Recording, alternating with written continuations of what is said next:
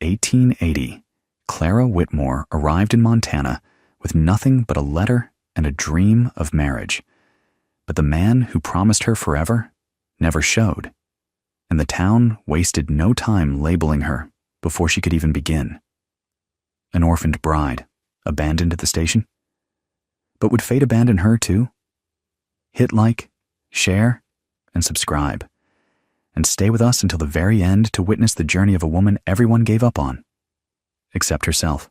In the untamed expanses of 1880s Montana, Clara Whitmore steps off the train with nothing but a letter and shattered dreams. The man who promised to marry her never appears, leaving her stranded in a town where whispers travel faster than tumbleweeds. Her past in an orphanage becomes the kindling for cruel gossip, marking her as deserted before she can even begin her new life. But fate has other plans when Elias Grant, a widowed rancher nursing his own wounds, offers her sanctuary on his remote homestead. What starts as a marriage of necessity slowly blossoms into something neither of them expected to find again: hope. Could two broken souls, brought together by circumstance, help each other heal the scars of their past? Before we jump back in, tell us where you're tuning in from.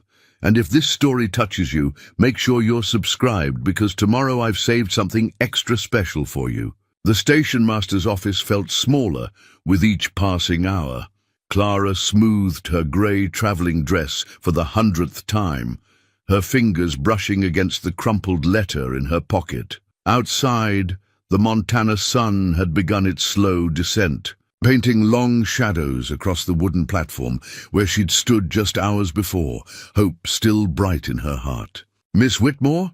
Station Master Henry Jenkins cleared his throat, his weathered face creased with concern. Perhaps there's been some delay with the roads. Spring thaw can make travel difficult." The kindness in his voice only made the humiliation sharper. Clara withdrew the letter, its creases worn soft from repeated reading. "Mr. Davidson was quite specific about the date, sir." Her voice remained steady, though her hands trembled slightly. "April 15th, 1880, the 3 o'clock train." Through the office window, she caught fragments of whispered conversations from townspeople passing by. Their glances, quick but heavy with judgment, told her that word of her situation had already spread through Silver Creek. "Came all the way from Boston. Mail-order bride, raised in an orphanage, I heard. Davidson wouldn't want that sort." Mrs. Jenkins appeared in the doorway, her kind face flushed from hurrying. "Henry, I've prepared the spare room." She turned to Clara, maternal concern radiating from her plump frame. "You'll stay with us tonight, dear. No arguments."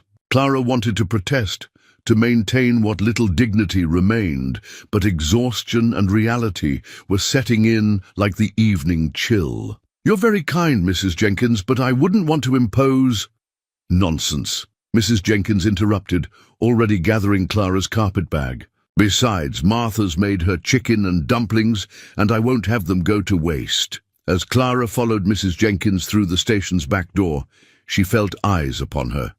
Turning slightly, she caught sight of a tall figure on horseback at the edge of town. Even at this distance, there was something striking about his solitary presence. He sat straight-backed on a dark horse, his face shadowed by a wide-brimmed hat. For a moment, their gazes met across the dusty street, and Clara felt an inexplicable shiver that had nothing to do with the evening air. "That's Elias Grant," Mrs. Jenkins said softly, following Clara's gaze. "Keeps to himself mostly since the tragedy. Runs the big ranch north of town."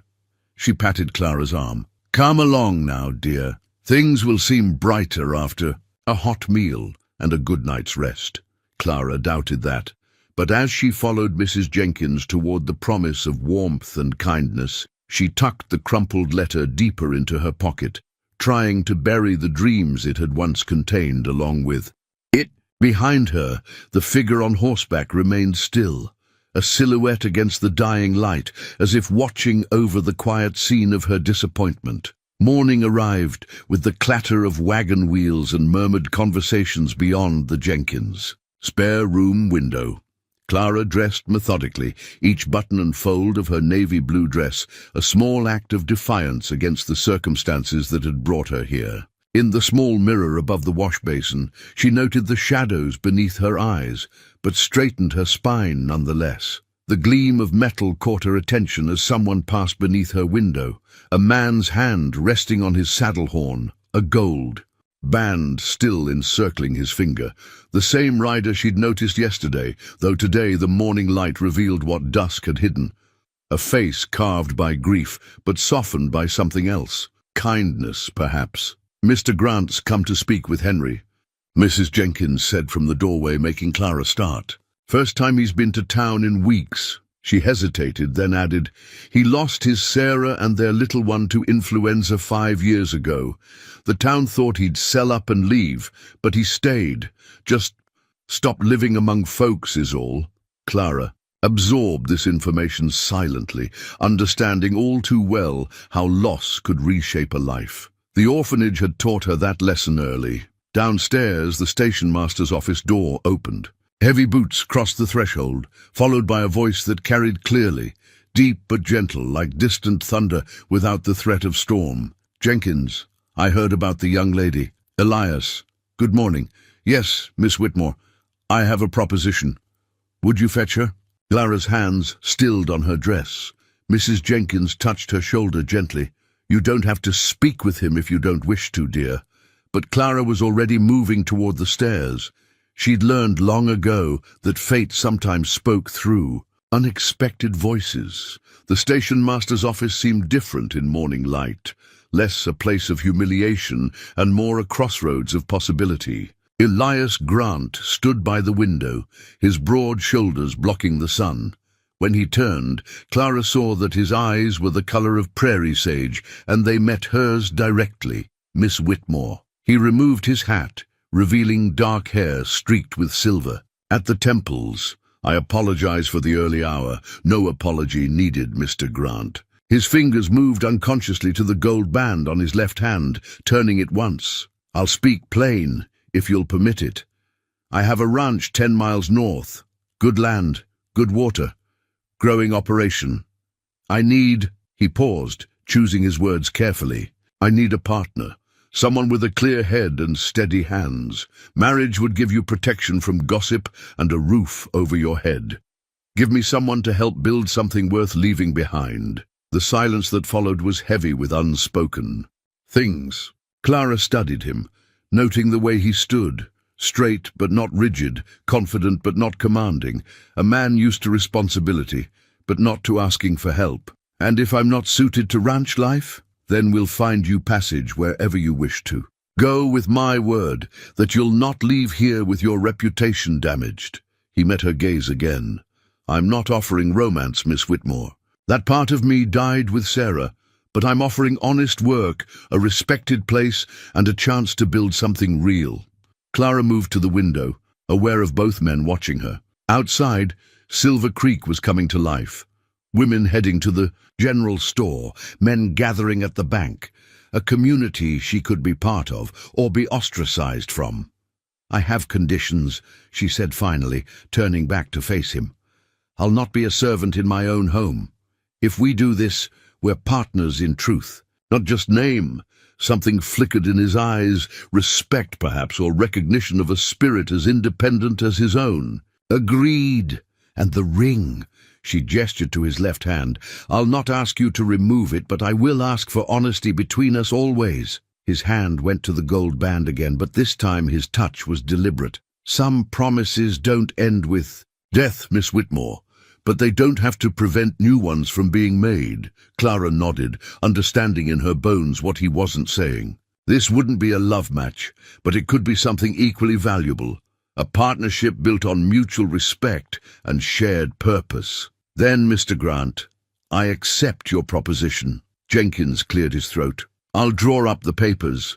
Reverend Mills, who can perform the ceremony this afternoon."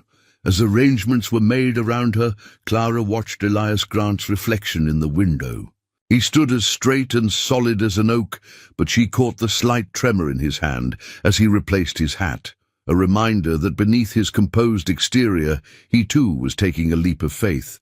Some marriages were born of passion, others of convenience. But perhaps, Clara thought, the strongest were built on something else entirely, the courage to begin again. The journey to Elias Grant's ranch stretched across 10 miles of Montana territory, each hoofbeat marking time between Clara's old life and whatever lay ahead. She sat straight-backed in the wagon beside her new husband, the words still felt, foreign in her mind, watching the town of Silver Creek shrink behind them like a fading dream. The afternoon ceremony had been brief, witnessed only by the Jenkins, Reverend Mills, and the dust motes dancing in the church's filtered light. Now, as the sun began its westward slide, Clara found herself studying the man beside her, noting how his hands held the reins with the same quiet confidence he seemed to carry in everything. "There," Elias said, breaking the comfortable silence.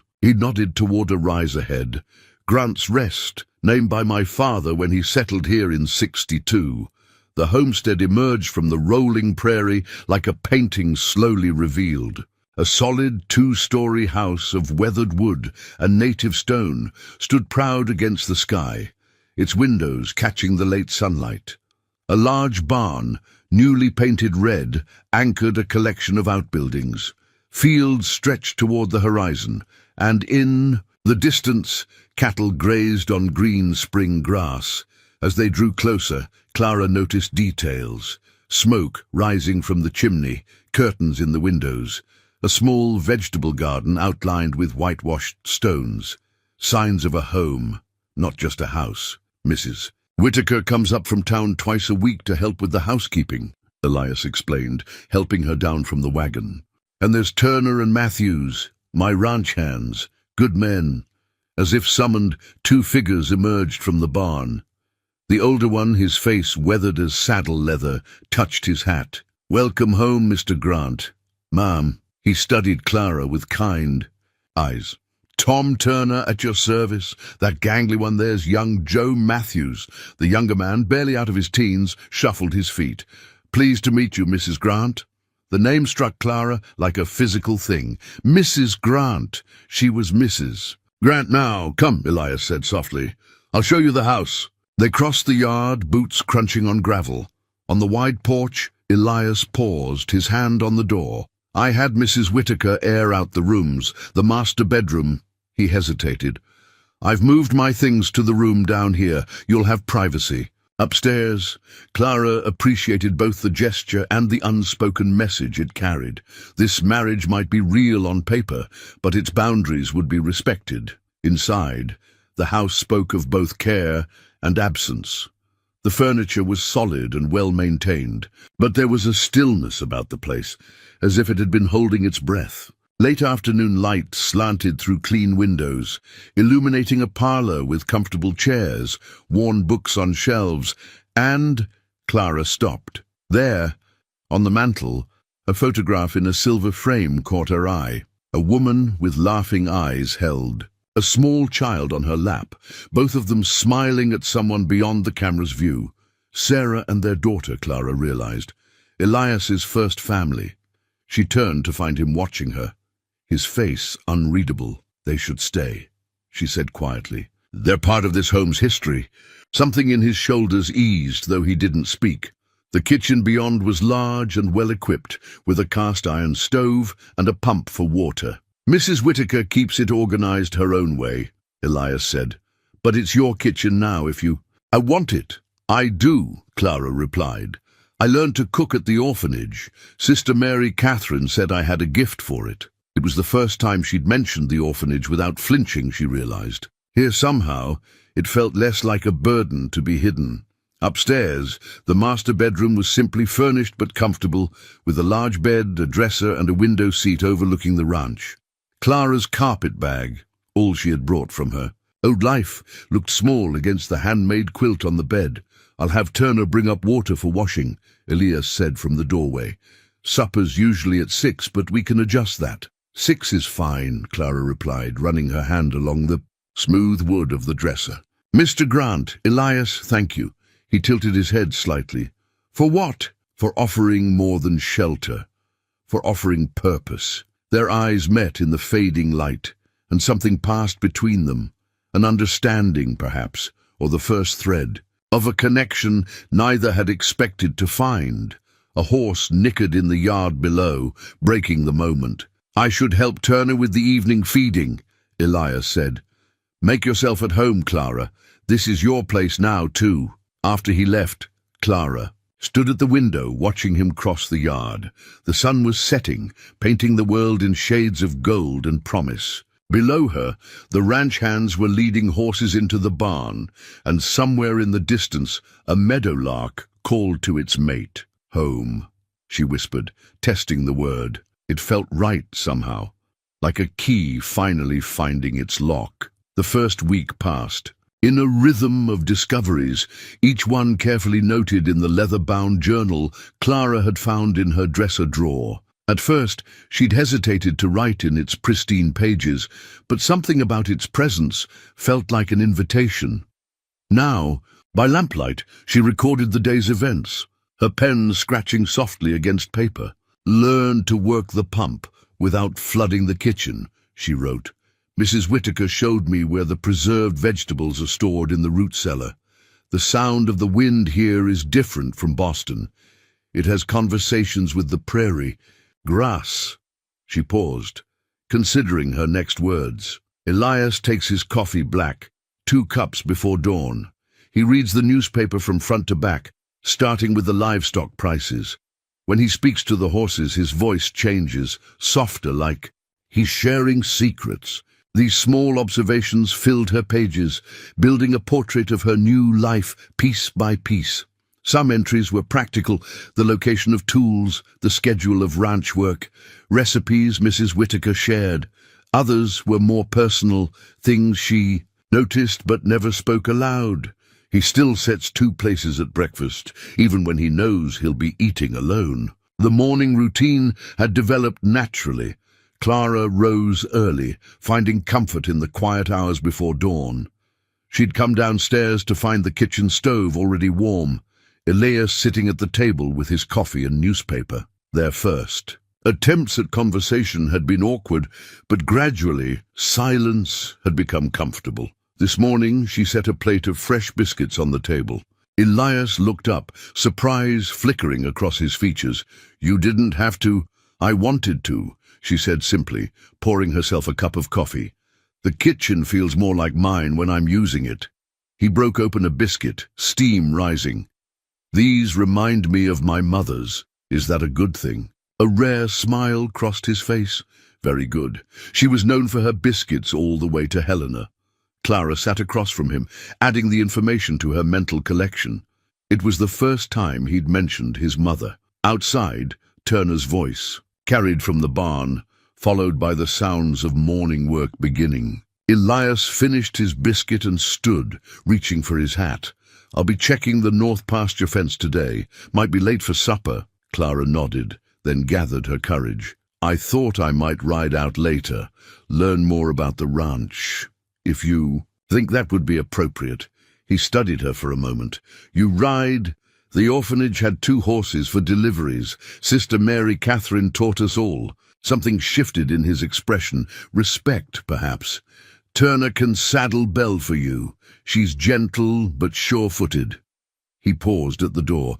"Just stay within sight of the house for now. It's easy to lose direction out here." Later, astride Belle, Clara understood what he meant. The prairie stretched endlessly in every direction, the spring grass rippling like water. She kept the house in view, as promised, but allowed herself to explore the immediate surroundings. Belle seemed to know every dip and rise in the land, moving with quiet confidence. Near noon, she spotted Elias in the distance, a solitary figure against the sky.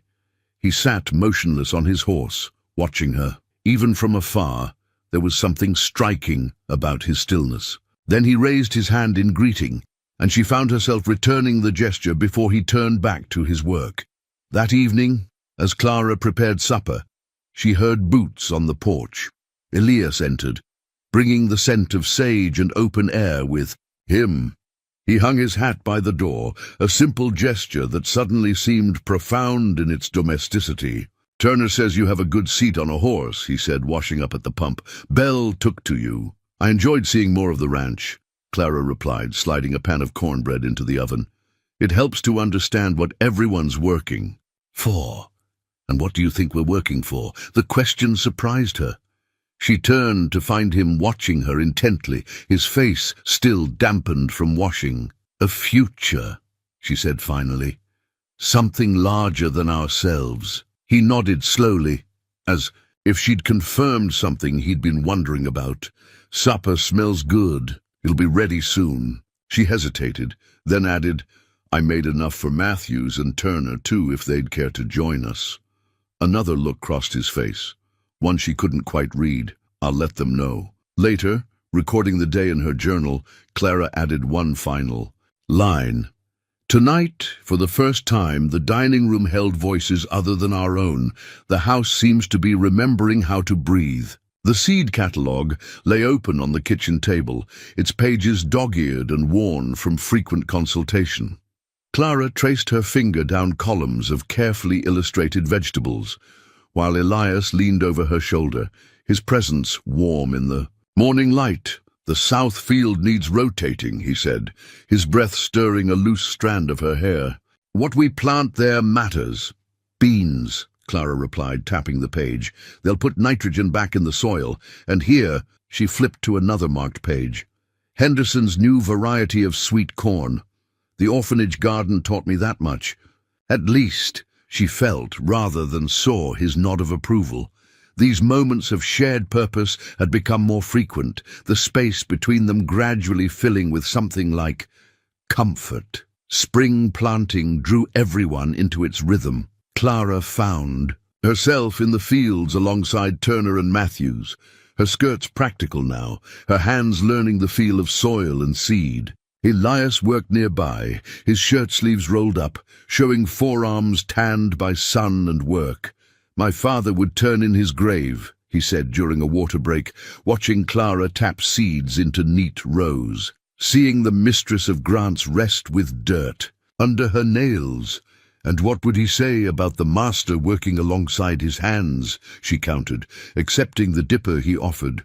A rare chuckle escaped him.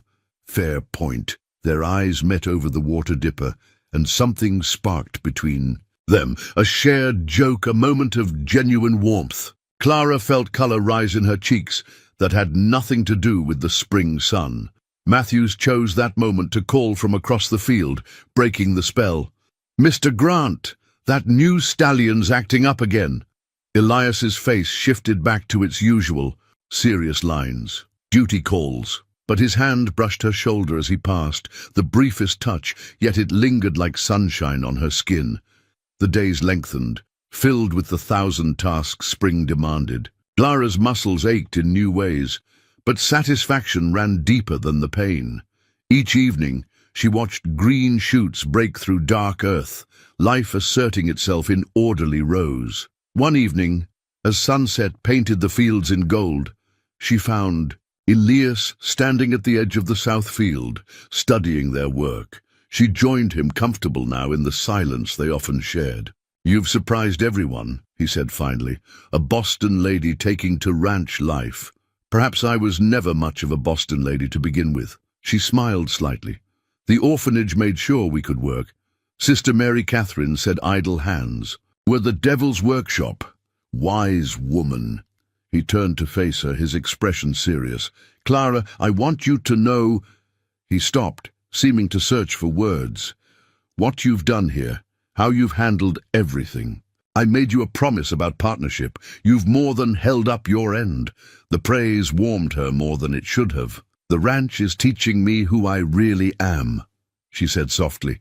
"Who I was meant to be, perhaps." Something shifted in his eyes, a depth of feeling that made her breath catch. For a moment she thought he might say more, might even reach for her. Instead, he looked back at the fields, but his voice carried an emotion she hadn't heard before. "We should order those Henderson seeds. See what else you can make grow here." That night, Clara added the seed catalogue to her hope chest, pressing it between pages of her journal. More than a simple list of plants, it had become a symbol of possibilities, of things that, with care and patience, might flourish in unexpected soil. Later, lying in her bed above the quiet house, she heard Elias's boots on the porch below, his nightly check of the property. The sound had become as familiar as her own heartbeat, a reminder that some things could grow without being planted, like trust, like understanding, like feelings that neither of them had expected to take root in the fertile ground of their arranged marriage. She turned her face to the window, where moonlight silvered the new-planted fields. Somewhere in the distance, a coyote called to its mate, a lonely sound made less lonely by its answer. Clara smiled in the darkness, understanding at last that some seeds were planted by fate itself, waiting only for the right season to bloom. The church bulletin board caught Clara's eye as she and Elias stepped down from the wagon. Among the various announcements, Ladies' Aid Society meetings, barn-raising notices, prayer circles, one small card stood out: annual spring social, all welcome. But it was the hastily added note beneath that made her pause. Committee chairs already filled. She might have missed the meaning, if not for the whispers that followed them into the church. 3 months of marriage had taught her to read Silver Creek's subtle language of exclusion. Married a stranger. That poor man, still wearing Sarah's ring, raised with no proper family. Elias's hand found the small of her back, steady and warm through her best dress. It was their first time attending services together, his first time in years, she'd learned, and she felt the weight of every stare. Mrs. Grant. Reverend Mills greeted them at the door, his smile genuine at least.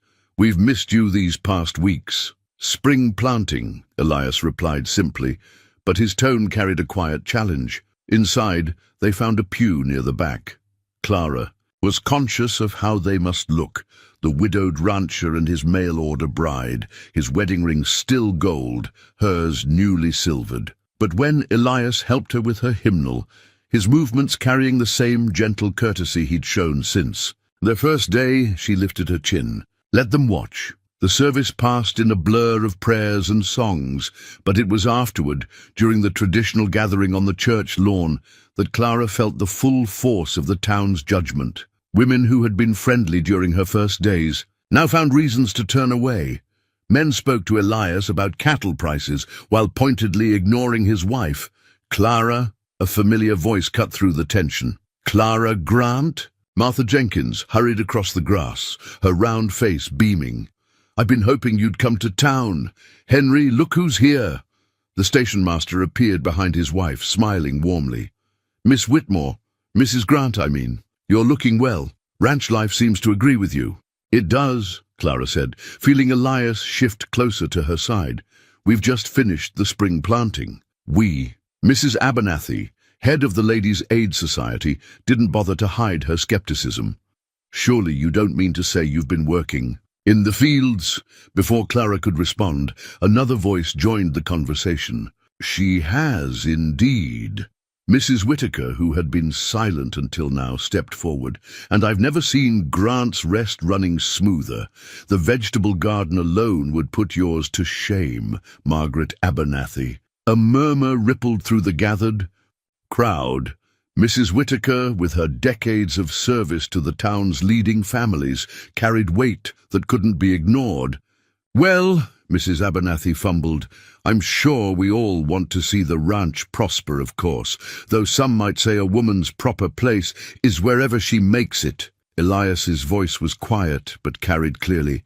"My wife is not just mistress of Grant's Rest. She's my partner in all things."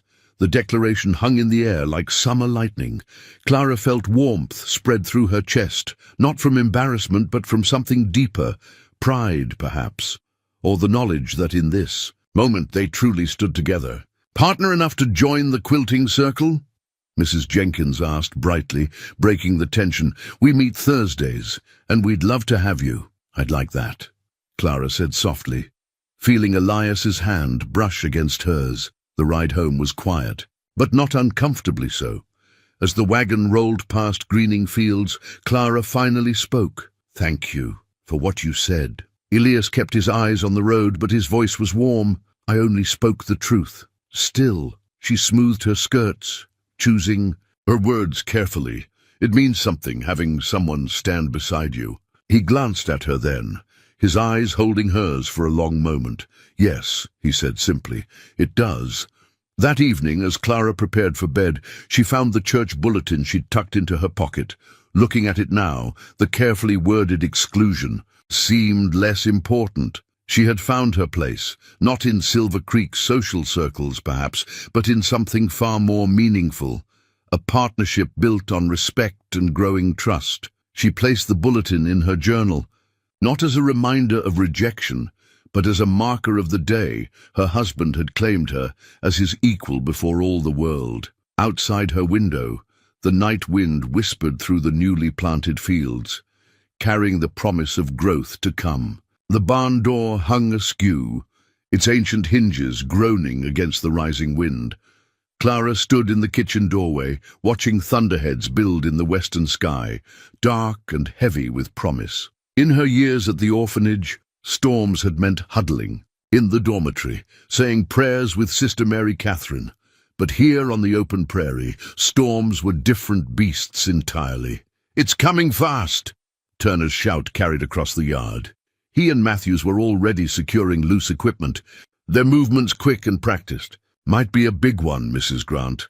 The afternoon had turned an eerie shade of green, and Clara could taste metal on the wind. Elias had ridden out at dawn to check on distant cattle.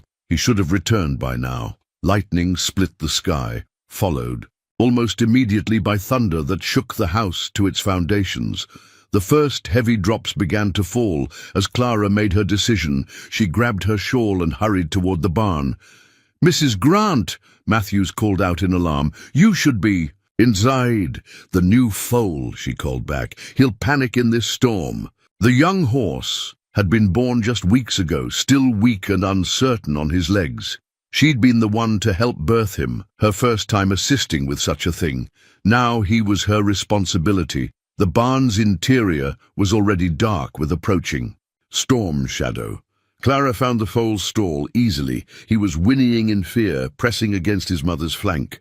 Speaking soft words of comfort, she began checking the stall's security. A massive crack of thunder sent the animals into a frenzy. The damaged barn door slammed against its frame repeatedly, each impact like a gunshot. Clara knew she should return to the house, but the terrified foal held her in place. "Easy now," she murmured, stroking his quivering neck. "Easy, little one." The storm's full fury hit like a physical blow. Rain hammered the roof, wind howled through every crack, and the barn door threatened to tear free completely. Clara could barely hear her own voice over nature's rage. Then, through the chaos, came a sound that made her blood run cold. The distinct crack of splitting wood. She looked up just as a section of the roof began to give way. "Clara!" the voice cut through. The storm's roar. Elias stood in the doorway, rain-soaked and desperate. Their eyes met across the barn's length, and in that moment she saw naked fear on his face. "Don't move," he commanded, already moving toward her. Another crack of splintering wood punctuated his words. The next few moments blurred together. Elias reaching her, his arms pulling her away from the stall, the sound of timber giving way. They stumbled backward as a portion of the roof collapsed, sending straw and debris raining down where she had stood moments before. The foal screamed in terror, but his stall had been spared. Clara found herself pressed against Elias's chest, his heart pounding beneath his sodden shirt. His arms were still around her, holding her with the intensity that had nothing to do with physical danger. "What were you thinking?" His voice was rough with emotion she'd never heard before. "The foal! Damn the foal!" His grip tightened. "Do. You know what it did to me, riding up and seeing you in here, with the roof about to—" He broke off, his whole body trembling. "I can't lose. I can't do that again." The words hung between them, heavy with meaning. Clara became acutely aware of how close they were, of the way his hands splayed across her back, of the warmth of him, even through wet clothes. "I'm sorry," she whispered. "I didn't think—" "No," he cut her off, but gently now. One hand moved to her face, brushing back wet hair. "You did exactly what I would have done, what Sarah would have done. That's what terrifies me." The storm still raged outside, but in that moment the world had narrowed to just this. His touch on her face, the look in his eyes, the way time seemed to stop around them. "Elias," a shout from outside broke the spell. "Mr. Grant, Mrs. Grant, you all right in there?" Elias stepped back slightly, but his hand found hers in the darkness. "We're fine, Turner. Stay in the house. We'll wait it out here." They spent the next hour securing what they could in the barn, working together in the storm-dark space, moving around each other as if they'd done this 1,000 times before. The damaged door became their primary concern, and together they managed to brace it against the wind's assault. When the storm finally passed, leaving behind the clean smell of rain and ozone, Clara stood in the barn doorway, surveying the damage. The broken door would need replacing, but the rest was manageable. Behind her, the foal nickered softly, alive and unharmed. Elias joined her, his shoulder brushing hers. Without speaking, he reached down and took her hand, his fingers interlacing with hers. They stood that way for a long moment, watching the storm move east across the prairie, carrying with it something old and bringing something new in its wake. The yellowed newspaper clipping fell from between the pages of Clara's journal, drifting to the floor like an autumn leaf. She hadn't opened that particular volume since leaving Boston, hadn't wanted to revisit those memories, but now, preparing for her weekly trip to town with Mrs. Whittaker, she'd felt compelled to look back. Tragedy strikes prominent family. The headline declared, "Whitmore heir and wife perish in fire, infant daughter sole survivor." Clara's hands trembled as she picked up the clipping. 23 years had passed, yet the words still held power. Below the headline was a photograph of a grand house in flames, and beneath that a smaller picture of a well-dressed couple, her parents, though she had no memory of them. "Clara," Elias's voice carried up the stairs. "The wagon's ready." She quickly tucked the clipping away, but not before catching the date, September 15th, 1857. The day her life at the orphanage began. In town, Clara noticed the stairs had changed since the storm. Word of her actions in the barn had spread, as news did in small communities. Now the whispers held a different tone. Saved that foal. Could have died herself. True partner to him. Mrs. Whittaker smiled knowingly as they loaded supplies. Amazing how near tragedy changes people's minds, though some of us never needed convincing. They were nearly finished when Clara heard a familiar name that stopped her heart. Whitmore Estate, floated from the telegraph office. Boston lawyers inquiring. The world tilted slightly. Clara steadied herself against the wagon. "Child." Mrs. Whittaker touched her arm. "You've gone white as chalk. I need to see that telegram." Inside the telegraph office, the operator knew better than to refuse the request of Elias Grant's wife. The message was brief but clear. Boston lawyers seeking Clara Whitmore, heir to Whitmore Estate. Previous inquiries to orphanage unsuccessful. Any information valuable? "There's more," the operator added. "Been coming in for weeks. Seems the Whitmore fortune's been held in trust all these years. They're looking for the baby that survived the fire." Clara felt the weight of the newspaper clipping in her pocket. All these years she'd thought herself alone in the world, save for the sisters who raised her.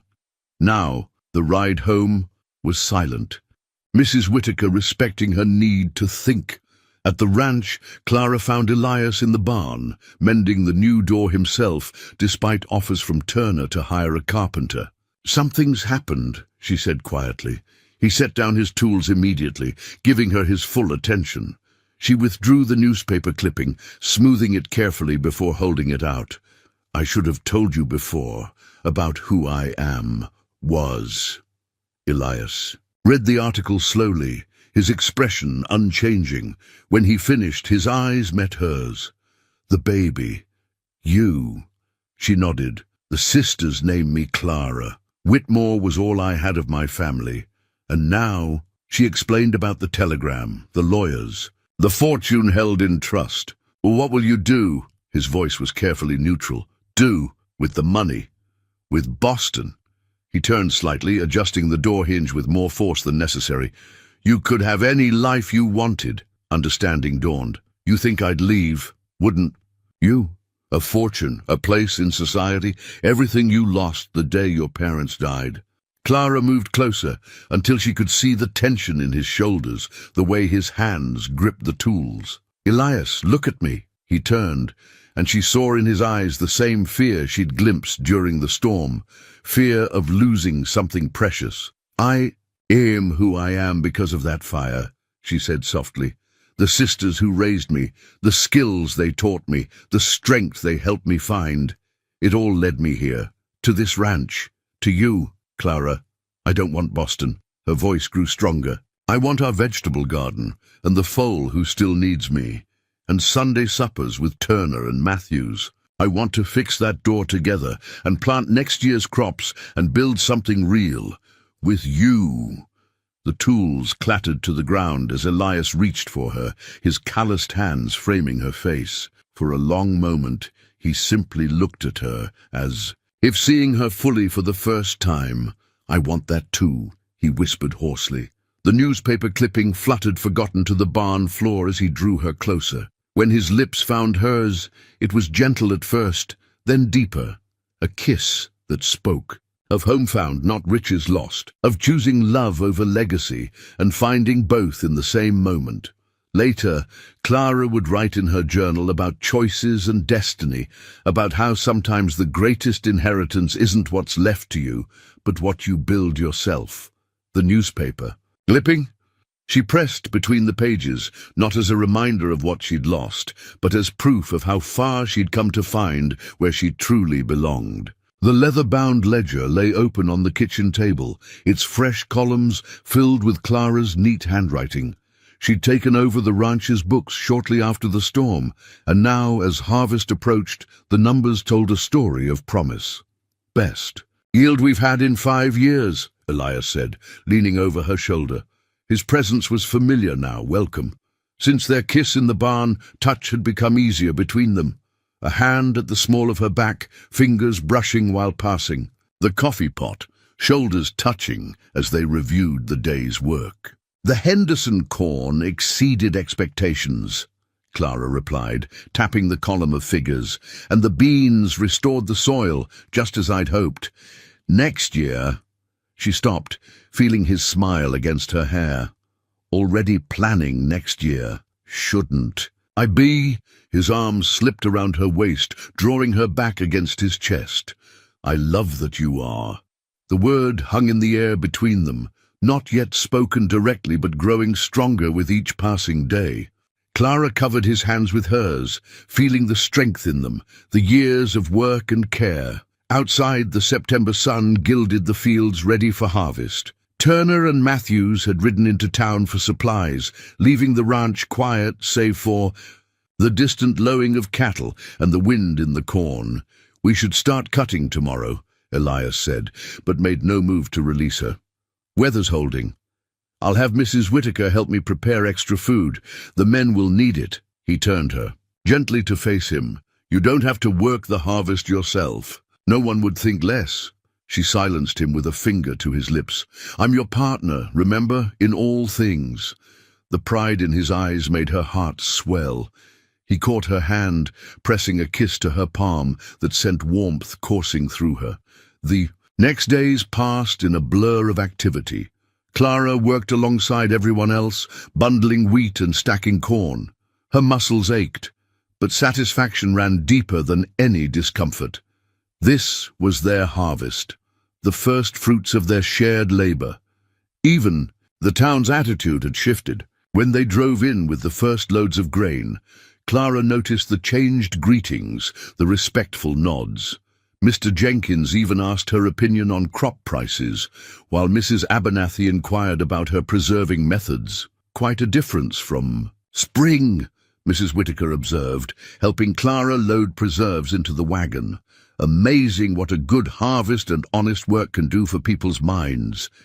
But it was more than that, Clara knew. It was the way she and Elias moved together now, the quiet confidence they shared, the obvious care between them. Silver Creek might have doubted their marriage of convenience, but no one could doubt what it had become. One evening, as sunset painted the stubbled fields gold, Clara sat at the kitchen table updating the ledger. The final figures surprised her. "Elias!" she called and heard his bootsteps on the porch. "Come look at this!" He entered, still dusty from the day's work, and bent to study the neat columns. She watched understanding dawn on his face. "We can pay off the seed loan," she said softly, "and have enough to expand the herd in spring." His hand found her shoulder, squeezed gently. "You did this. Your planning, your work. We did this," she corrected. "Together." He pulled her to her feet, then one hand settling at her waist while the other cupped her cheek. Dust and sweat and end-of-day stubble couldn't hide the tenderness in his face. "I never thought I'd find this again," he said roughly. "After Sarah, I thought that part of my life was over. Then you stepped off that train." Clara's heart thundered in her chest. "Elias, I love you." The words came out clear and strong, like a truth too powerful to contain. "Not because you're good with numbers, or work like a man twice your size, or charm every ranch hand and townsperson who meets you, though you are, and you do." His thumb brushed her cheekbone. "I love you because you made me want to live again, not just survive." Tears blurred Clara's vision, but she smiled through them. "I love you too, not because you saved me from scandal, or gave me a home, or stand beside me against every whisper and doubt, though you did, and you do." She leaned into his touch. "I love you because you let me become who I was always meant to be." The ledger lay forgotten as he drew her into a kiss that tasted of sunset and harvest dust and promises kept.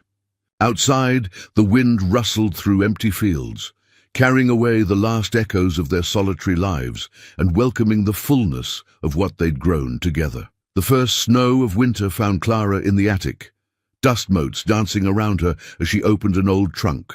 Inside, carefully folded quilts told stories of generations past. Some were practical, made for warmth alone, while others held artistry in every stitch. At the bottom lay one particularly beautiful piece, intricate patterns of blue and cream, edged with delicate handwork. "That was Sarah's wedding quilt," Elias said from the attic stairs. She hadn't heard him come up. "Her mother made it." Clara's hand stilled on the fabric. "I'm sorry, I shouldn't have—" "No." He crossed to kneel beside her, his hand covering hers on the quilt. "I'm glad you found it. It should be used, not hidden away up here." She studied his face in the weak winter light, filtering through the attic window. Months ago, such a discovery would have brought pain to his eyes. Now there was something different, remembrance without regret, love without loss. "Tell me about her?" Clara asked softly. It was the first time she dared to ask directly. Elias settled beside her, their shoulders touching. "She loved spring. Best. Said it was when the world remembered how to hope." His voice was gentle with memory. "She taught at the school in town before we married. Had a way of seeing the best in people. She sounds wonderful." She was. He turned to face Clara. "Fully. And she would have liked you. Your strength, your kindness, how you've brought life back to this place." Clara leaned into him, understanding that this moment was a gift, his past and present meeting in trust. Together, they carefully refolded the quilt and brought it downstairs. That evening, as wind rattled the windows and snow built in the corners of the porch, they sat before the fire beneath Sarah's quilt. Clara's hands were busy with her own quilting project, one she'd started in secret weeks ago. The pattern's called Wedding Ring, she explained, showing him the interlocked circles taking shape. "Mrs. Jenkins is helping me with it at quilting." Circle. A blush colored her cheeks. "I thought, for our bed, when it's finished." Elias's eyes darkened with emotion. Since their declarations of love during harvest, they'd grown closer, but still maintained separate rooms, both understanding that some steps needed their own time. "Clara." His voice was rough. "Are you sure?" She set aside her quilting to face him fully. "I've never been more sure of anything." Her hand found his face, thumb tracing his cheekbone. "I love you, Elias Grant. Not in place of Sarah, but because of who you are. Who we are together." He caught her hand, pressing a kiss to her palm that sent warmth through her entire body. "I love you," he whispered against her skin, "more than I thought possible to love again." The firelight played across Sarah's quilt, its patterns shifting, like memories finding peace. Outside, the winter wind sang of endings and beginnings, of love lost and found, of hearts learning to hold both past and present with grace. "Spring will come," Clara said softly, echoing Sarah's words. "The world remembers how to hope." Elias drew her closer until she was cradled against his chest. They sat that way for a long time, watching the fire dance and listening to the storm. His wedding ring caught the light occasionally, not a symbol of what he couldn't let go, but of promises kept and renewed. Later that night, Clara added the final stitches to her day's work on the new quilt. Each careful pass of the needle was a prayer, a promise, a declaration of love that would warm them through all the winters to come. Above her, the old house creaked and settled, no longer holding its breath but breathing easily, like a heart finally at peace. She thought of Sarah's quilt, now draped across the back of their sofa, no longer hidden but honored, part of the home's living history. Just as Sarah would always be part of Elias, woven into who he was, who he'd become. Love, Clara was learning, didn't divide when shared. It multiplied, like quilts layered against winter's chill, each one adding its own warmth to the whole. Outside her window, snow continued to fall, each flake a tiny star falling to earth. The world was changing, wrapping itself in white possibility. Clara smiled, knowing that when spring came again, it would find them stronger together. A family built of choice and chance, of past and present, of love, lost and found and transformed. All of it stitched together with care, creating a pattern more beautiful than any they could have planned. The music box's melody filled the parlor with silvery notes, a delicate waltz that seemed to dance with the firelight. Clara held her breath as Elias lifted the lid, revealing the tiny dancers still spinning after all these years. "It was my mother's," he said, setting it carefully on the mantel beside Sarah's photograph. Every Christmas, she'd wind it up first thing in the morning. His fingers traced the worn wood. "I haven't taken it out since, well, for a long time." Christmas Eve had brought fresh snow and a gentle quiet to Grant's rest.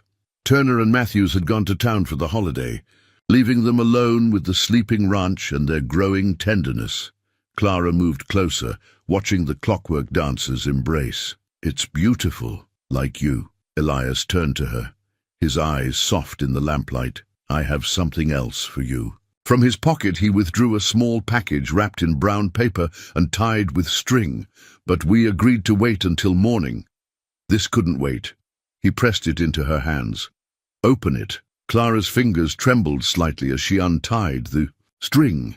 Inside lay a ring, silver and delicate, set with a single pearl that caught the firelight like a captured star. "Elias, I know I gave you a ring when we married," he said quietly, "but that was for a contract, a partnership on paper." He took the ring from its wrapping, holding it between them. "This is because I love you, because I want to court you properly, the way you deserved from the start." Tears blurred Clara's vision as he slipped the ring onto her finger above her plain wedding band. "It's perfect."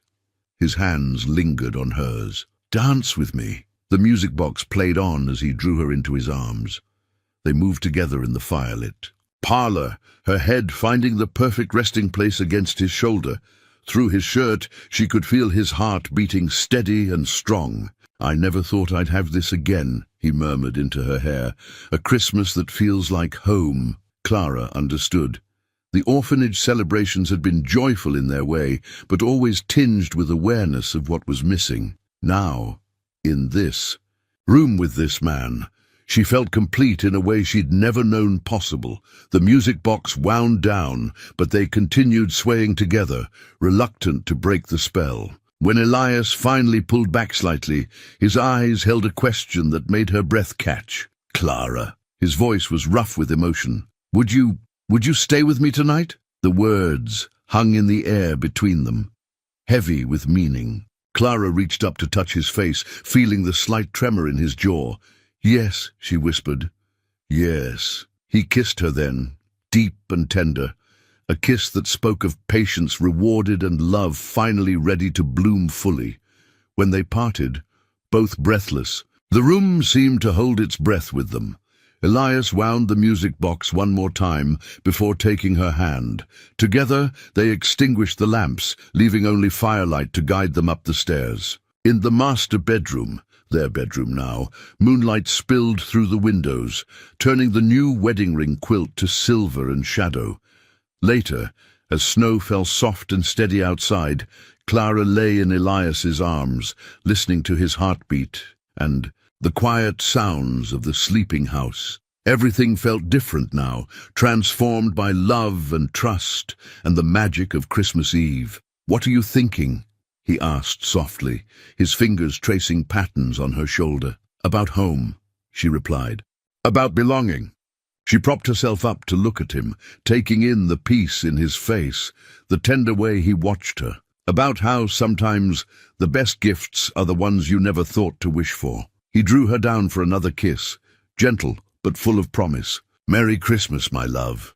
Merry Christmas." The music box's melody had long since faded, but in Clara's heart the dance continued. Outside, the winter night wrapped the ranch in silence and starlight, while inside, two souls who had once been lost found shelter in each other's arms. Morning would bring the exchange of carefully chosen gifts, Christmas dinner with the returning ranch hands, and the simple joy of being together.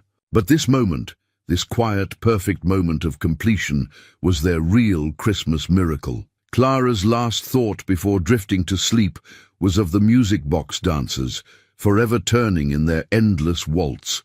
Like them, she and Elias had found their perfect partnership, their steps matched, their hearts beating in time to a melody that had waited years to be played again. On the mantel downstairs, the music box stood silent but ready, holding within its wooden heart the promise of many more dances to come. And beside it, Sarah's photograph seemed to smile gently, blessing the new joy that filled the home she'd once loved, a home that had finally remembered how to sing. The threatening letter arrived on a bright January morning, its envelope stark, white against the weather-worn boards of the post office counter. Clara recognized the Boston law firm's elaborate letterhead, but it was the second page that made her blood run cold. A note in different handwriting, sharp and angry.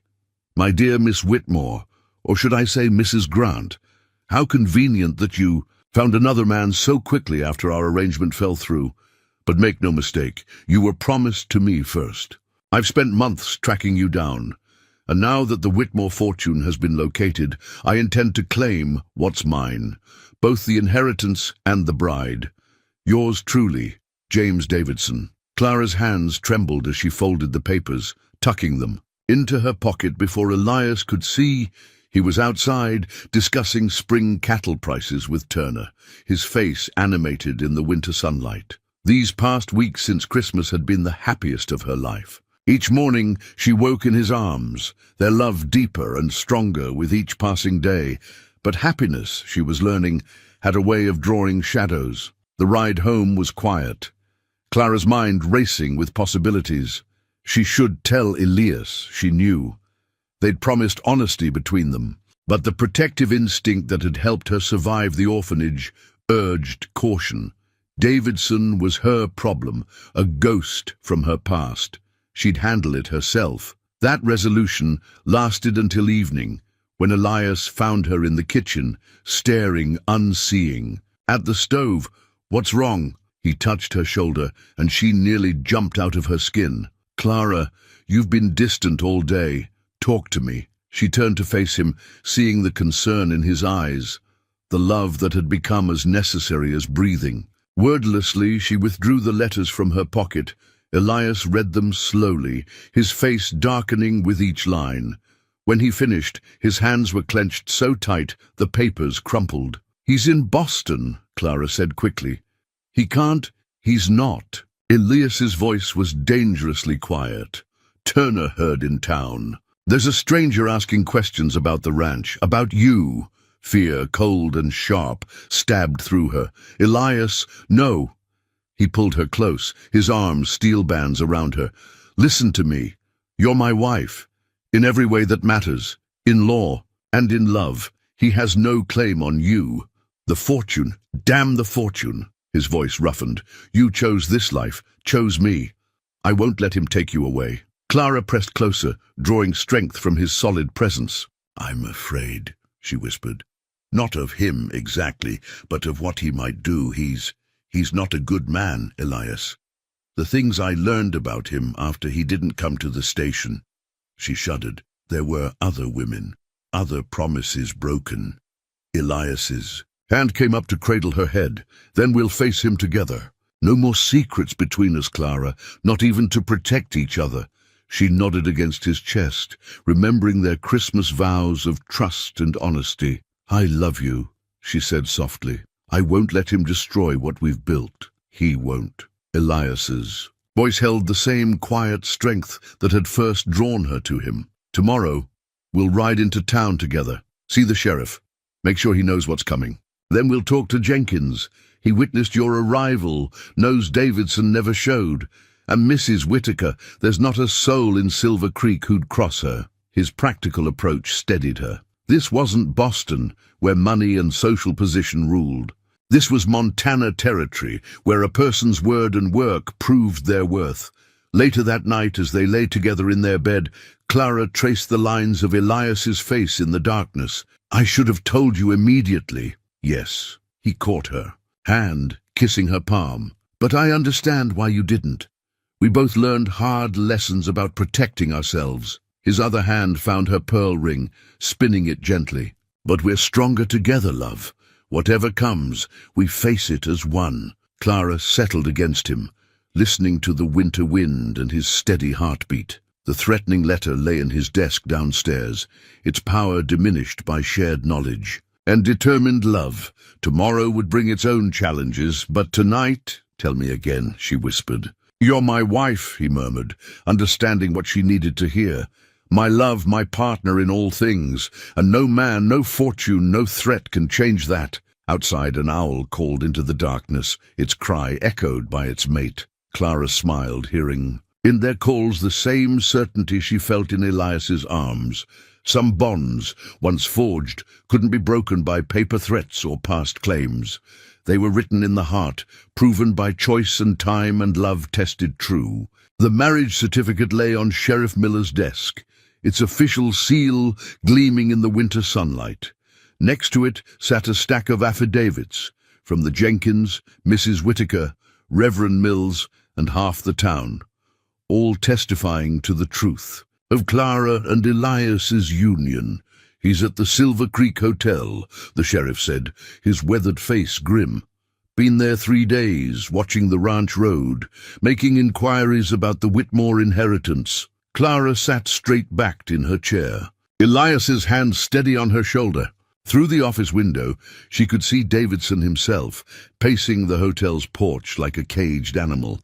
He was exactly as she remembered from his tintype, handsome in a sharp way, but with something cold in his eyes that made her shiver. "He's filed a legal challenge," Sheriff Miller continued, tapping a fresh document. "Claims your marriage isn't valid because of his prior claim. But," he smiled slightly, "he's forgetting this is Montana territory, not Boston. Out here, we put more stock in actions than papers." "He's dangerous," Clara said quietly. "The things I learned about him after— there were other women, other promises, some of them disappeared." Elias's hand tightened on her shoulder. "He won't get near you." "Actually," the sheriff leaned forward, I think he should. Absolutely not, Elias started, but Clara caught his meaning. You want to trap him, she said. Let him show his true nature. Sheriff Miller nodded. Man like that, pushed into a corner? He'll reveal himself, and I'll have deputies watching every move. The plan came together quickly. Clara would visit the general store alone, apparently alone, while Davidson was taking his afternoon constitutional. A chance encounter witnessed by half the town. As they left the sheriff's office, Davidson spotted them. His eyes locked onto Clara with an intensity that made her skin crawl. But when she looked up at Elias, saw the quiet strength in his face. Her fear transformed into something else, determination. I won't let him hurt you, Elias murmured as they mounted their horses. Nor I you, she replied, and meant it with every fiber of her being. The next day dawned clear and cold. Clara dressed, with care in her best blue dress, pinning her hair the way she'd worn it in Boston. But she also wore her ranch boots underneath, and the pearl ring Elias had given her gleamed defiantly on her finger. The general store was busy when she entered, Mrs. Abernathy and her sewing circle providing a perfect audience. Clara could feel their protective attention, the way they positioned themselves casually between her and the door. The bell chimed. Miss Whitmore. Davidson's voice was just as she remembered, smooth as honey over steel. Or should I say, Mrs. Grant? Clara turned. Slowly. He was closer than she'd expected, but she held her ground. Mr. Davidson, you're a long way from Boston, following my heart, he said with a smile that didn't reach his eyes. And my investment. Tell me, did you think I wouldn't find you? That I wouldn't claim what's mine? Yours. Clara lifted her chin. You lost any claim the day you left me standing at that station? A misunderstanding. He stepped closer. One I'm here to rectify, along with this unfortunate marriage of convenience. My marriage is none of your concern. No? His voice hardened. The Whitmore fortune is worth quite a lot, my dear. Did you tell your rancher about that? Or about our agreement? I told him everything. Clara met his gaze steadily. About your promises, your lies, and what I learned afterward. About the other women who trusted you. The ones who vanished. Something dangerous flashed in his eyes. His hand shot out, gripping her arm. You'll regret. Remove your hand. Elias's voice cut through the store like a blade. Davidson spun, releasing Clara. She hadn't heard Elias enter, but there he stood, filling the doorway with quiet menace. This is a private conversation, Davidson sneered. Nothing about my wife is private to you. Elias stepped forward. You had your chance, Mr. Davidson. You chose not to take it. Now I suggest you leave while you still can. Or what, rancher? You'll force me. Davidson's hand moved toward his coat pocket. No. Sheriff Miller's voice rang out as he emerged from the back room. Deputies flanking him. But I will. James Davidson, you're under arrest for attempted coercion, threatening behavior and, he smiled grimly, outstanding warrants from 3 other territories. The transformation in Davidson was immediate and terrifying. He lunged for Clara, a knife appearing in his hand, only to find himself face down on the plank floor, Elias's boot between his shoulder blades. That's assault with a deadly weapon, the sheriff added conversationally, snapping handcuffs into place.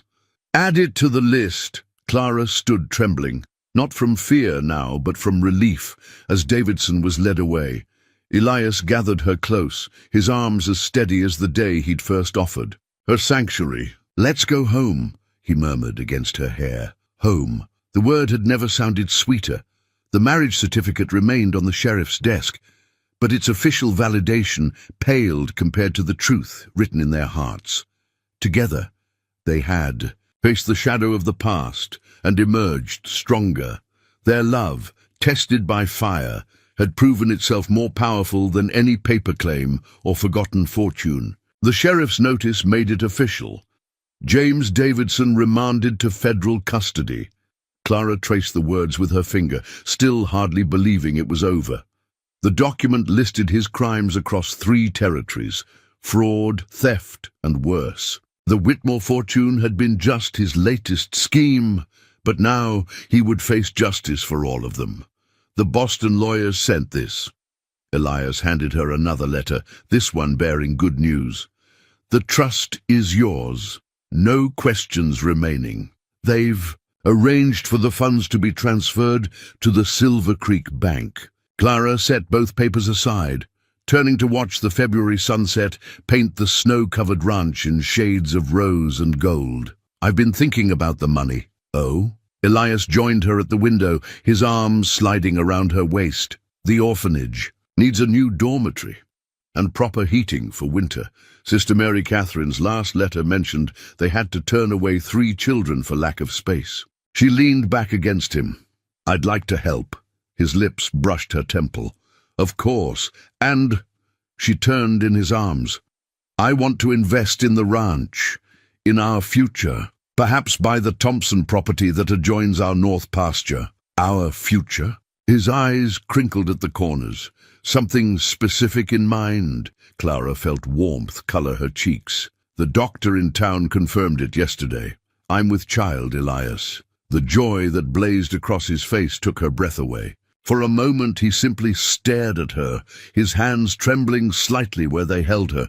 A baby. His voice was rough with emotion. Our baby. She nodded, happy tears spilling over. Due in September, just after harvest. He pulled her close, his embrace gentle now, protective. When he finally spoke again, she heard the tears in his voice. I never thought. After losing Sarah and Emma, I didn't dare hope. I know. She touched his face, wiping away the moisture there. But life has a way of surprising us, doesn't it? Like a mail-order bride who finds real love, or a widower who learns to trust his heart again. Outside, the last light faded from the sky, stars beginning to emerge in the crystalline winter air. But inside Grant's Rest, warmth and joy filled every corner. The sheriff's notice and the lawyer's letter lay forgotten on the table, their purpose served. The past was settled, leaving room for the future to unfold. The news spread quickly through Silver Creek, carried on the same winds that had once borne whispers of scandal. Now, though, the tone was different. Mrs. Abernathy organized a quilting circle specifically for baby blankets. Mrs. Jenkins began knitting tiny boots. Even Turner and Matthews took on extra work without being asked, ensuring Clara wouldn't strain herself. You've won them all over, Elias observed one evening, watching Clara add another name to the growing list of well-wishers. Though I'm not surprised. You won me over the same way, with grace and strength and that quiet way you have of making everyone feel at home. Clara smiled, remembering those first uncertain days. We've come so far, and have so far to go. He rested his hand on her still flat stomach. Together, the sheriff's notice remained tucked away in Elias's desk, a reminder not of danger past, but of love that had stood firm in the face of it. Their marriage, born of convenience, had been forged into something unbreakable by choice and trust and devotion freely given. That night, as they lay in their bed beneath the wedding ring quilt, Clara listened to Elias's steady heartbeat and thought about journeys, the one that had brought her to Montana, the one that had led them to love, and the one they were beginning now. Outside, an early spring wind sang through the prairie grass, carrying the promise of green things growing, of new life stirring, of hope taking root and flourishing. What are you thinking? Elias murmured, his hand drawing lazy circles on her back. About how endings become beginnings, she replied. About how love grows in unexpected places. She propped herself up to look at him, taking in the peace and joy in his face. About how sometimes the best things in life come from taking chances. He drew her down for a kiss that tasted of promise, like taking a chance on a mail-order bride.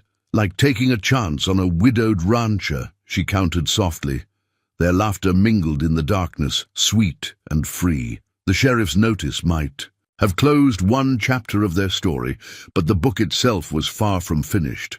Ahead lay spring planting and summer growth, harvest time and baby's first cry, years of love building upon love, creating a legacy neither of them could have imagined that day at the train station. Together, they had transformed a marriage of convenience into a union of hearts, proving that sometimes the surest path to happiness is the one you least expect to take. The new wedding ring caught the April sunlight, its gold band complementing the pearl ring she still wore. Clara studied it as she stood beneath the apple tree where, 1 year ago, she and Elias had first shared a true kiss. Now they stood in the same spot, but everything had changed. "I do," she had said again, just hours ago in the white-painted church, her voice strong and sure. Not for convenience or safety this time, but for love, deep, tested and true. "I do," Elias had replied, his eyes never leaving hers as he slipped the new ring onto her finger, above the pearl that marked the beginning of their courtship. Now, the whole town celebrated in the ranch yard. Tables groaning with food, music floating on the spring breeze. Mrs. Jenkins had outdone herself with the wedding cake. Mrs. Whitaker had arranged flowers everywhere, and even Mrs. Abernathy had admitted through happy tears that it was the most romantic thing she'd ever seen. "Penny for your thoughts, Mrs. Grant." Elias's voice was warm in her ear as his arms slipped around her from behind, one hand resting protectively over her slightly rounded belly. "Just thinking how different this is from our first wedding." She leaned back against him, feeling the steady beat of his heart. "Though I wouldn't change that day for anything. It brought me here, to a proper celebration." His lips brushed. "Her temple, to you, to us, to everything we've built together." The ranch spread out before them, green with spring promise. The Thompson property was officially theirs now, the extra pasture already supporting an expanded herd. The orphanage's new dormitory was under construction in Boston, funded by Clara's inheritance but bearing both their names. "Dance with me?" Elias turned her gently in his arms. "Before you get too tired." The musicians struck up a waltz, and Clara recognized the melody, the same one from the Christmas music box. Elias had asked them to learn it specially for today.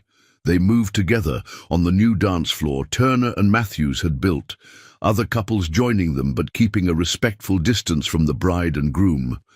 Clara's white dress, made by the ladies of the quilting circle, flowed around her, hiding but not quite concealing the evidence of their coming child. "Remember when we danced at the Harvest Festival?" Clara asked softly. How scandalized everyone was that the mysterious Elias Grant was actually smiling.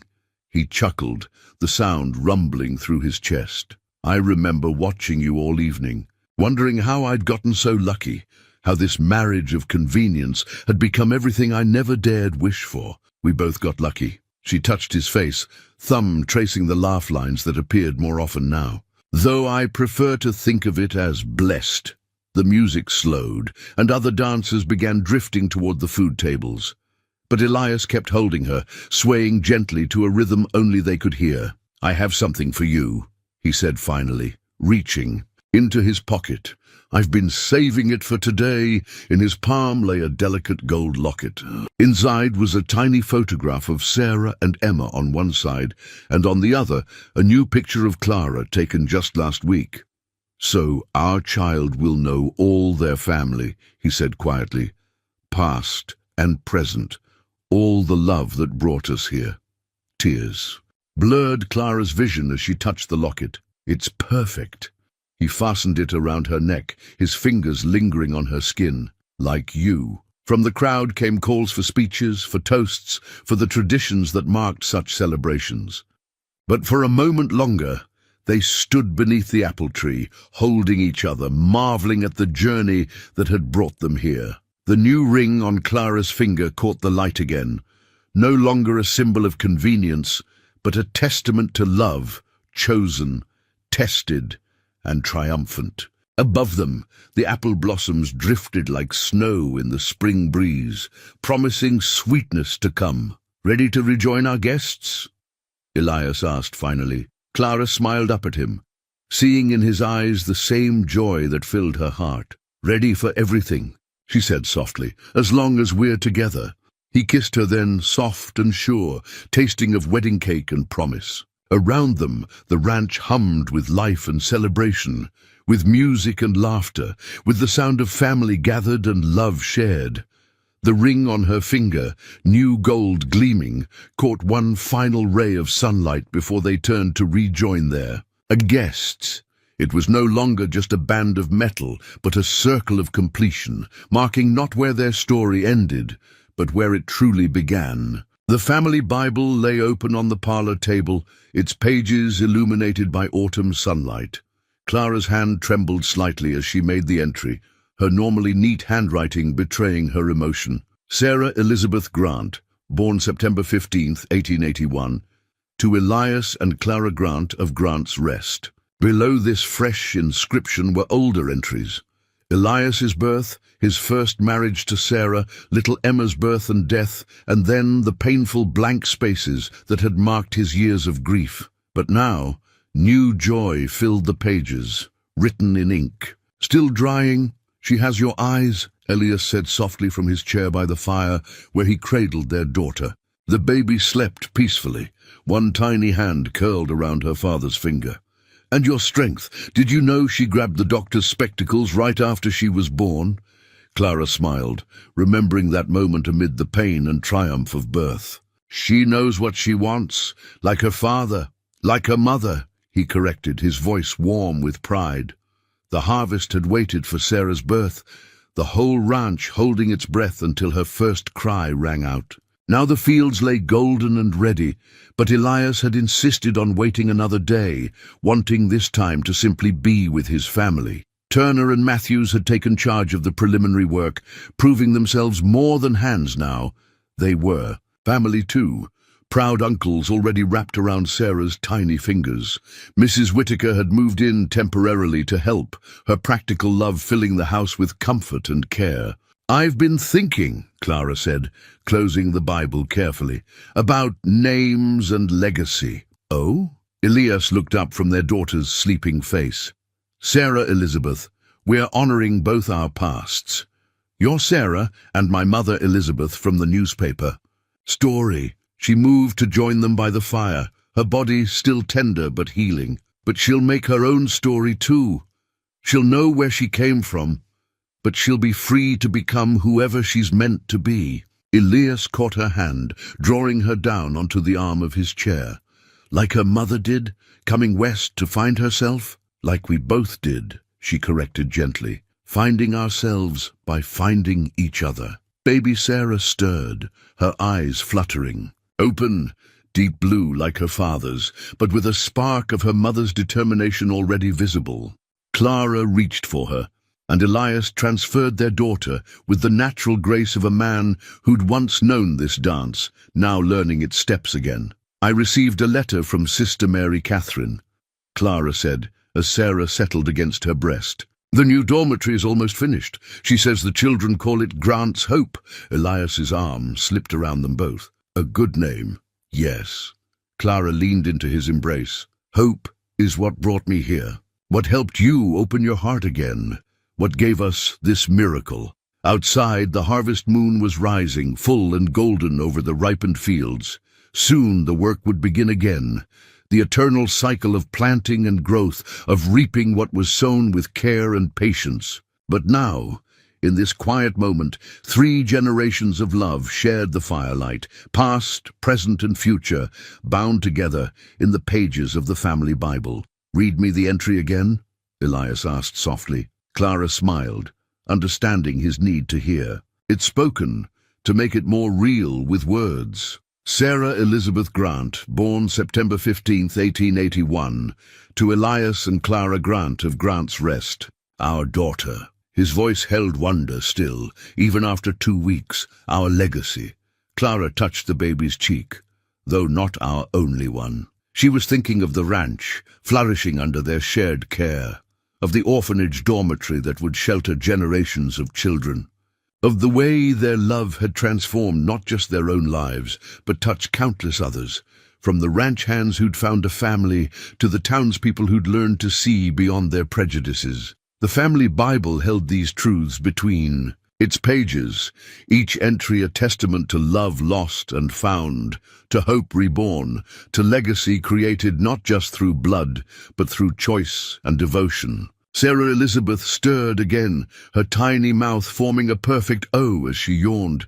"She'll know all of it," Elias promised. "The full story, how her mother came west as a mail-order bride, brave and beautiful, how her father learned to live and love again, how sometimes the greatest blessings come disguised as life's greatest challenges. And she'll write her own chapters," Clara added, "just as we did." Together they watched their daughter drift back to sleep, the firelight casting gentle shadows on her perfect face. The family Bible lay nearby, its pages filled with endings and beginnings, with names and dates that told the story of love's endurance, of faith rewarded, of hope fulfilled. Outside, the harvest moon blessed the sleeping ranch with silver light, while inside, a family born of courage and convenience, shaped by love and choice, held each other close, adding their own shining page to the eternal story of hearts finding their true home. The ranch deed spread across Elias's desk, its fresh ink glistening in the late afternoon light. 2 names now graced the document as equal owners: Elias and Clara Grant, proprietors of Grant's Rest. 5 years had transformed not just their marriage, but the ranch itself, expanding it into one of the territory's most prosperous operations. Clara stood at the window, watching their daughter Sarah chase butterflies in the kitchen garden. At 5, she was a perfect blend of both parents, Elias's blue eyes and Clara's determined spirit, equally at home with books or barn cats. Behind her toddled 3-year-old Thomas, named for Turner, who'd become far more than a ranch handover. The years. "The lawyer said it's all proper now," Elias said, coming to join her. "Equal partners in name as well as deed." Clara leaned back against him, his arms settling naturally around her growing belly. Their 3rd child was due in winter, a fact that still filled them both with wonder and joy. "We've been equal partners since the day I stepped off that train," she reminded him. "This just makes it official." He chuckled, the sound rumbling through his chest, "like our 2nd wedding made official what our hearts already knew." "Exactly." She turned in his arms, noting the silver threading his temples now, the laugh lines deepening around his eyes. Every change was precious to her, marking their years together. The ranch had grown with them. The Thompson property was now fully integrated, its pastures supporting a prize-winning herd.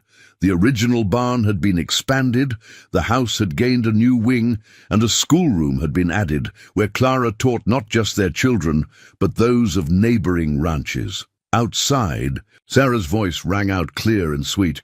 "Papa, Mama, look what Thomas found." They moved to the porch, watching their children approach with cupped hands and shining eyes. Thomas proudly displayed a painted lady butterfly, its wings slowly opening and closing. "Gentle now," Clara cautioned, but needlessly. Both children had inherited their father's way with vulnerable creatures. "Can we show Mrs. Whitaker?" Sarah asked. "She's teaching me about butterflies." "After your lessons," Clara promised. The elderly housekeeper had become more grandmother than employee, her wisdom and love enriching their children's lives immeasurably. "And Uncle Turner?" Thomas added hopefully. "He's due back from town soon," Elias said, ruffling his son's hair. "Maybe he'll have stories from his trip." The children scampered off, the butterfly temporarily forgotten in anticipation of Turner's return. Clara watched them go, her heart full of the simple joy of this moment. "Sometimes I still can't believe it," she said softly. "All of this from what started as a marriage of convenience." Elias's hand found hers, their fingers intertwining. "Nothing about loving you has ever been merely convenient." She smiled, remembering their journey. The ranch deed was just the latest milestone in a path that had led them from strangers to partners to soulmates. Each step had built upon the last, trust growing into friendship, friendship blooming into love, love deepening into something that defied simple description. The sound of wagon wheels announced Turner's return. He wasn't alone. Matthews rode, Alongside and in the back sat Mrs. Jenkins and Mrs. Abernathy, laden with quilting supplies. Sunday gatherings at Grant's Rest had become a tradition, bringing together the family they'd built through choice and circumstance. I remember when half of them wouldn't even look at me, Clara mused, watching their friends approach. And now they can't imagine Silver Creek without you. Elias kissed her temple. You changed more than just my life, love. The ranch deed might have made their partnership official, but the true measure of their success lay in moments like these. Children's laughter, friends gathering, love multiplying with each passing season.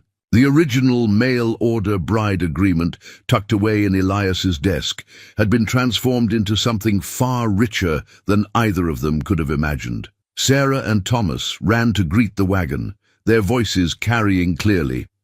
Uncle Turner, Aunt Martha, did you bring stories? Mrs. Abernathy, Mama's teaching us about butterflies. Clara felt the baby stir, as if responding to the joyful chaos. Elias's hand moved to cover hers, where it rested on her belly. Thank you, he said quietly. For what, Lee? For taking a chance on a broken man and a lonely ranch? For helping me build something more beautiful than I dreamed possible. She turned to face him fully, seeing in his eyes the same love that had grown stronger with each passing year. Thank you for seeing me, really seeing me, when everyone else saw only a mail-order bride with a questionable past. He kissed her then, sweet and familiar, yet still thrilling after all this time. They parted to the sound of their children's giggling and their friends' gentle teasing. The ranch deed would be filed away tomorrow, joining the other documents that marked their journey. The original marriage certificate, Sarah's birth announcement, in the family Bible, Thomas's christening record, and all the other paper memories they'd collected. But the real proof of their success wasn't in any official document. It was in the way Sarah's laugh echoed her father's, in how Thomas had Elias's gentle way with animals, in the community they'd built, the love they'd grown, the legacy they continued to create with each passing season. As the sun set over Grant's Rest, painting the expanded ranch in shades of gold, and Clara thought about that long-ago day at the train station, how the end of one dream had led to the beginning of something far greater, a love story written not in grand gestures, but in daily choices, quiet moments, and the courage to believe that sometimes the best things in life come from taking chances on convenience that grows into destiny.